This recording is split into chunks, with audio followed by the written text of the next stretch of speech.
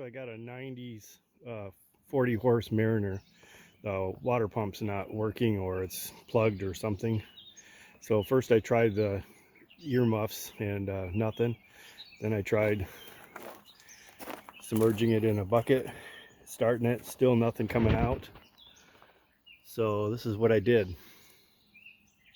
So the first thing I tried is see if this hose is plugged here. So I pulled it off here and I blew air through it with my mouth and it was clear. So the next thing I tried is I tried just putting some air through it with this, all the way through the whole system, and look to see if there's any bubbles coming out in here.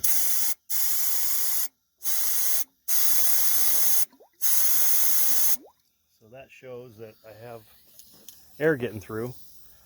So then I'm going to start it and see what happens.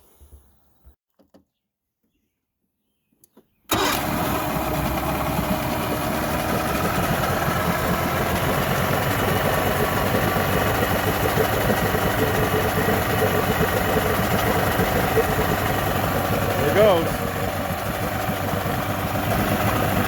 Cleared the blockage. So I guess I'd recommend trying this before you go changing your water pump or taking it to a shop. Thanks for watching.